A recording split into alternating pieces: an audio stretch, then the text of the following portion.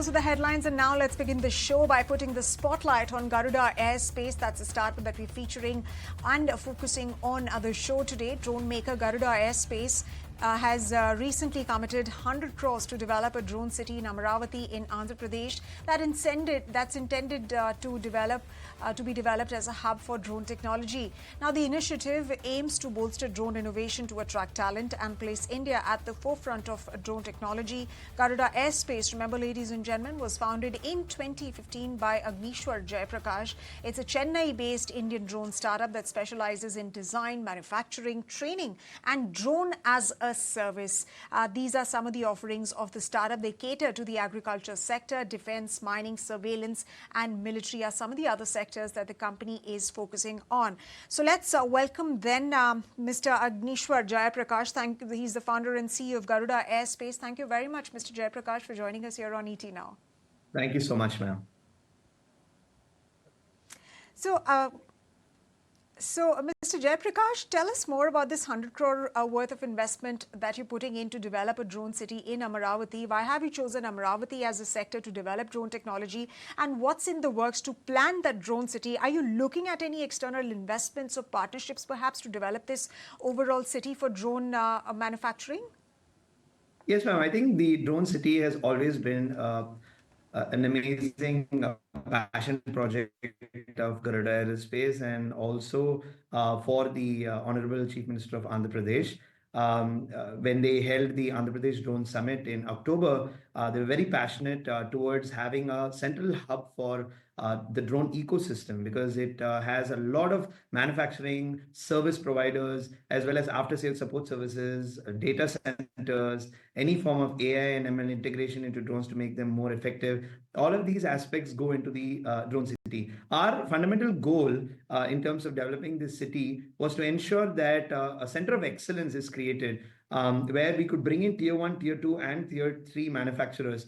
The manufacturers of both not just drones, but also the subsystems and component level manufacturing, which will result in a lot of jobs, but also a lot of control from cybersecurity, and also an indigenization push will really help drive the drone sector to the next generation. And I believe that it's very, very important that we maintain control, and also with a lot of progressive government initiatives that have come out with production link incentive, the Namo Drone Didi scheme, a loan for drones, progressive drone rules in 2021, the sector has eased, and it is great time to be invested into the drone space as well. So we felt that over the next couple of years, Garuda Aerospace has committed the sum of about 100 crore rupees. And the reason why we chose this place was, I believe that it's a very nice central location. It is a lot of export of drones in the next couple of years. So we believe from a strategic perspective, location wise,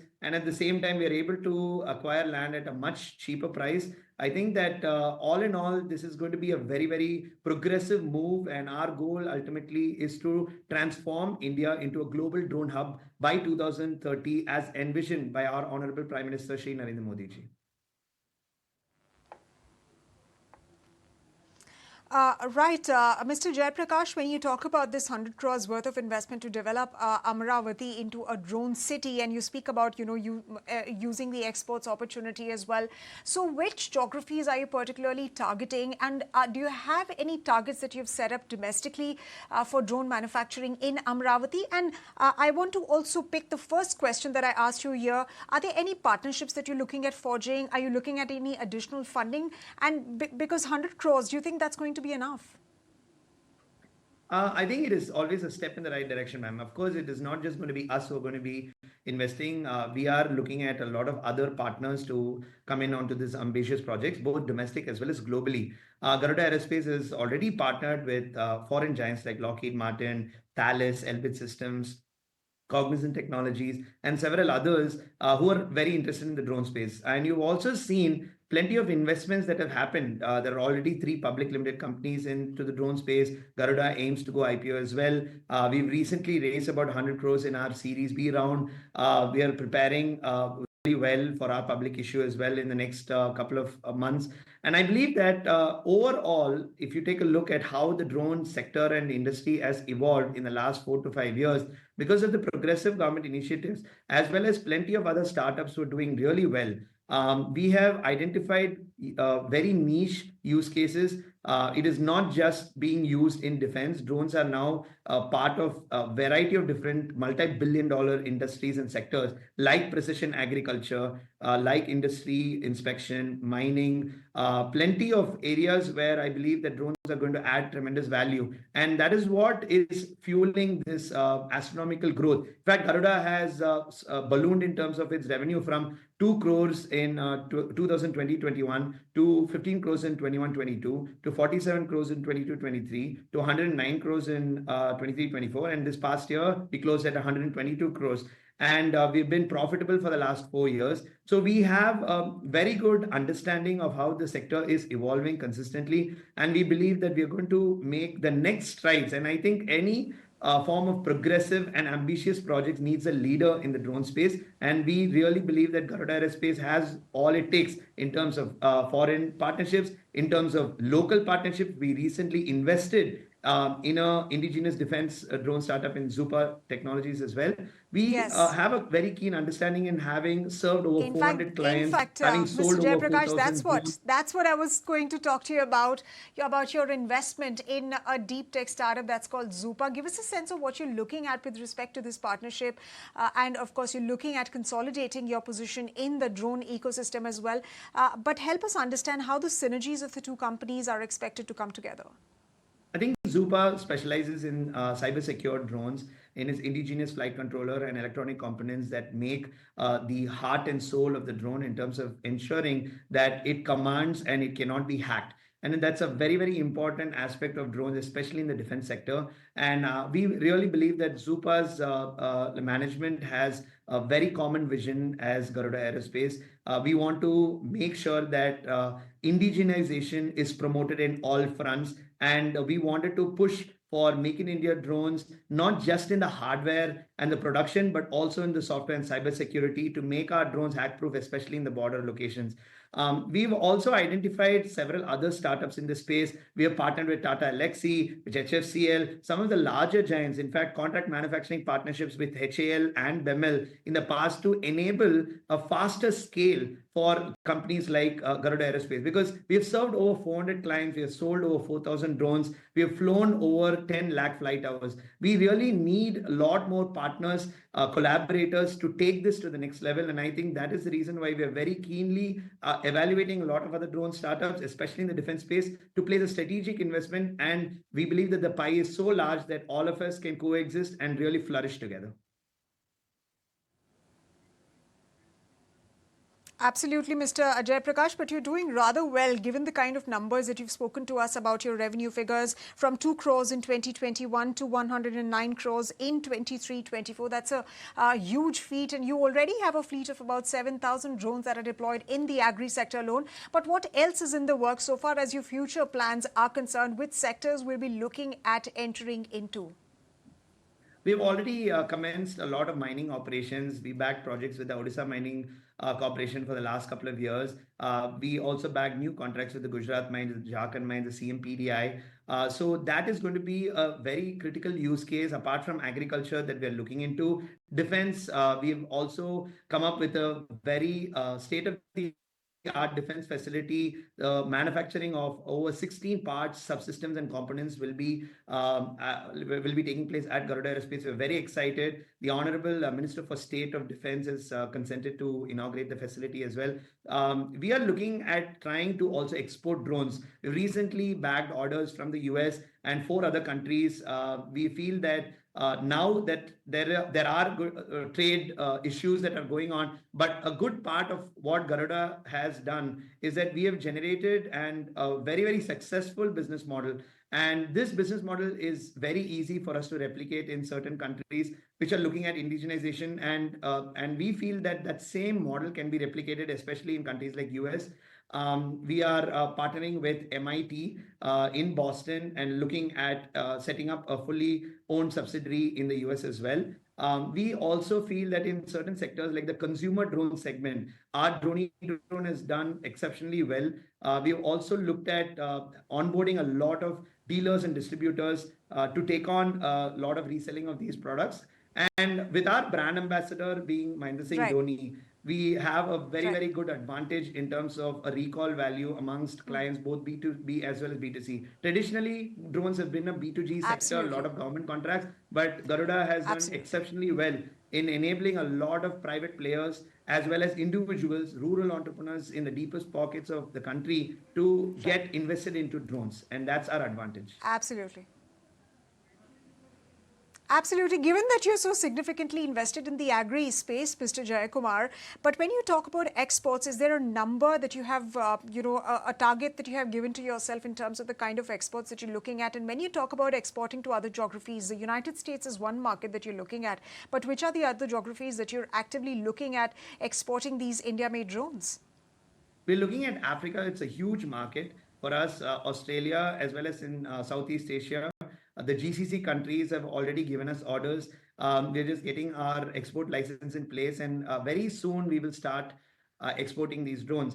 We also believe that it is not just the hardware or the software, it's about the use cases and applications of our drones. We have over 30 different applications. We've designed drones that can do chimney stack inspection, residual life analysis, any form of project monitoring, stringing operations, solar panel inspection and cleaning, windmill inspection. So variety of different use cases and applications. In fact, Garuda came up with the drones as a services segment in the country, and that is what has led to us becoming one of the most reliable companies today, having served clients like Adani, Reliance, Godrej, Vedanta, Tata. And because of our experience, we believe that this is a model that can be replicated anywhere across the world. And that is what we are targeting, expansion to 40 countries. And we're starting out with 5 of them in the next 6 months. And eventually, we will be in 40 countries in the next 12 to 18 months' time.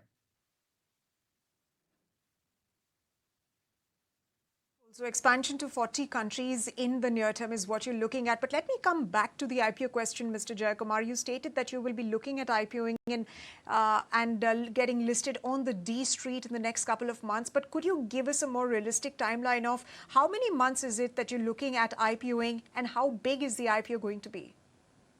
Uh, can't speak much about it, ma'am, but definitely a lot of prep work has gone into it.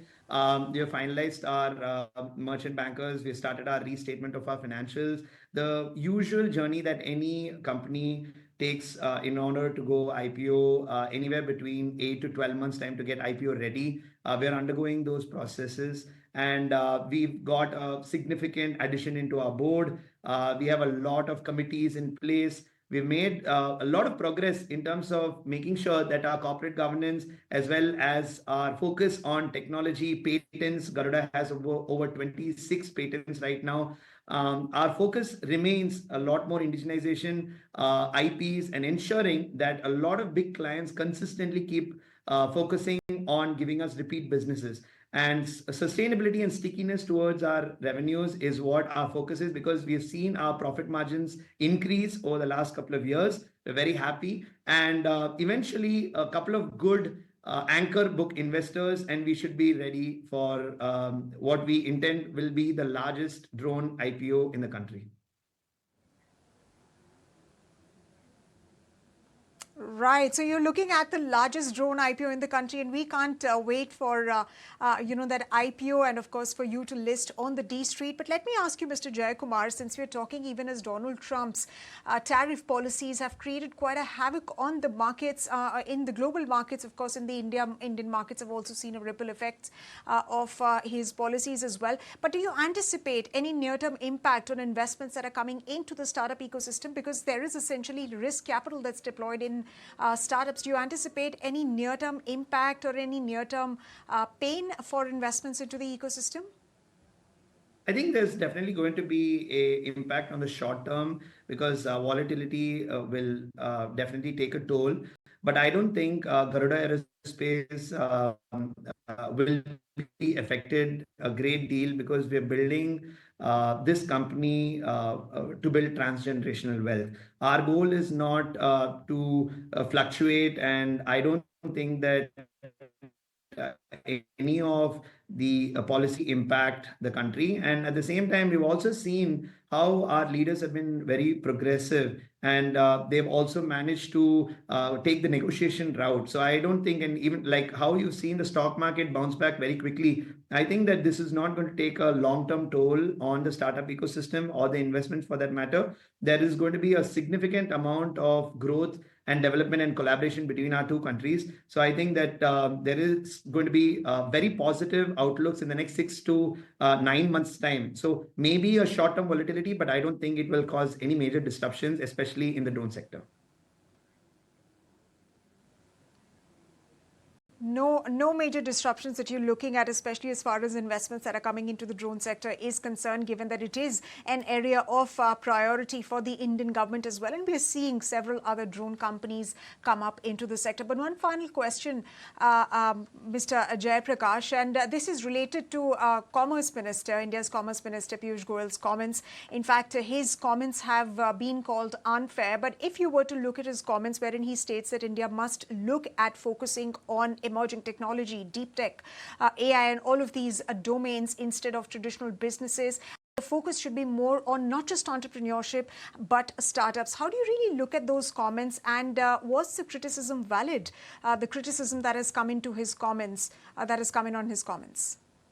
I think his heart is in the right place, and as a leader in our industry who's focusing on business, his directions and his wishes are well appreciated. I think India is more than capable of creating the next gen AI, automation, as well as the next amazing semiconductor startups. There is no doubt about that. We have enough talent. We have enough progressive government initiatives that are in place. There are a lot of PLI initiatives in place. So his expectations is very fair. But at the same time, it does take some amount of time for the startup ecosystem to adapt, and also for the for the VC community to start choosing startups more into the deep tech space rather than choosing business models which are more focused towards growth at all costs. At Garuda Aerospace, we have built a very fundamentally sound business model, which is asset light, recession proof, and focused on technology and data and analytics. As a deep tech company ourselves, our focus is a lot more on indigenization and long-term growth. But we also need investors who can treat us and also can invest patient capital, be patient for 3 to 5 years time, and not look for quick returns. So I believe that this is not a criticism that should be taken into the ministry or the startups. I think the people that we need to be questioning are the actual investors, who should be a little bit more patient. I'm sure when you can be patient for investments like treasury bonds and in mutual funds where you take 10, 15, 20.